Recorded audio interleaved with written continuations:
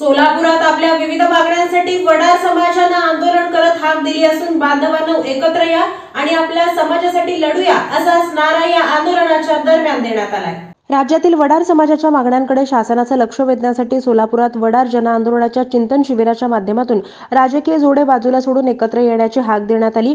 वडार समाजातील विविध क्षेत्रात काम करणाऱ्या मान्यवरांची उपस्थिती होती।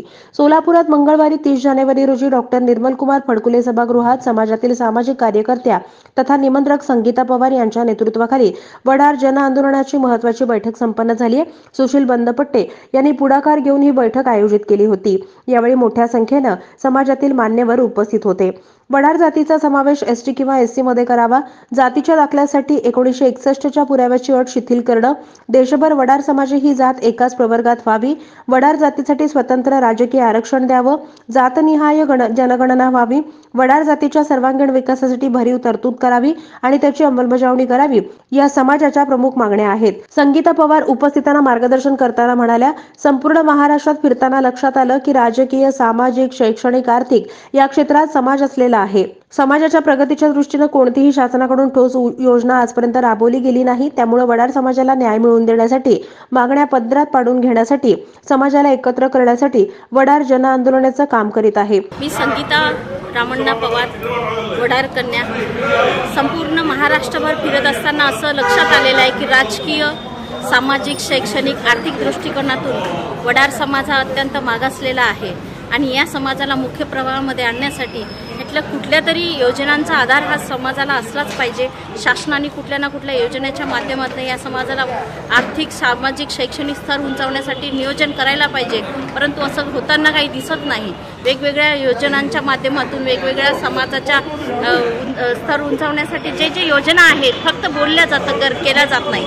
मागील मेळाव्यामध्ये देखील भरपूर अशा वेगवेगळ्या योजनांची अगदी लयलूट केली, परंतु त्या लयलूटमध्ये आजपर्यंत कुठलीही गोष्ट अंमलबजावणी नाही झाली आणि समाजाला खरंच कुठला न्याय मिळालेला नाही आहे। ह्या समाजाला न्याय मिळवून घेण्यासाठी आम्हाला रस्त्यावर उतरण्याची आज गरज आहे।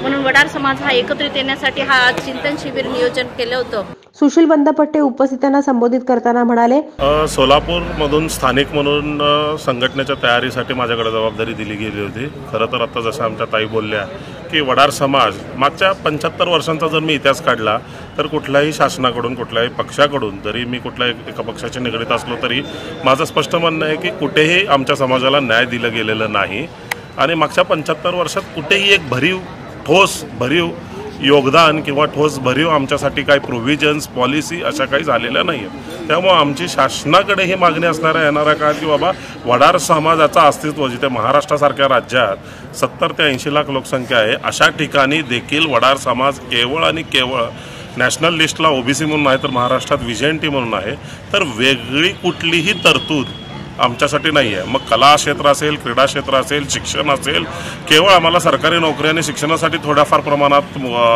आम्हाला फायदा मिळतो, परंतु एक भरीव, कारण आज जर तुम्ही बघितलं तर वडार समाजाची जर आज तुम्ही इतिहास काढला तर हाताने दगड फोडणारा हा समाज आहे आणि जेव्हा या कामांमध्ये मशिनरीज वगैरे यूज व्हायला लागल्या तेव्हा हे हाताचं काम निघून चाललं आहे आणि बेरोजगारी आमच्या समाजामध्ये वाढत चाललेली आहे आणि या बेरोजगारातून नैराश्याच्या गर्ततेत आणि व्यसनेदांतेकडे हा समाज वळत चाललेला आहे आणि अशा समाजाला कुठेतरी मार्गदर्शनाची गरज आहे।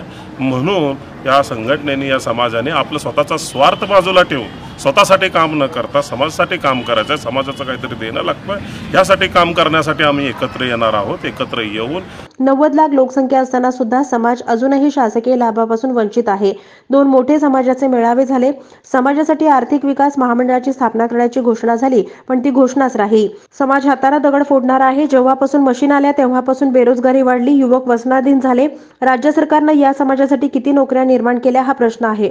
म्हणूनच वडार जन आंदोलन या सर्व विषयांवर आवाज उठवण्याचा प्रयत्न करत आहे।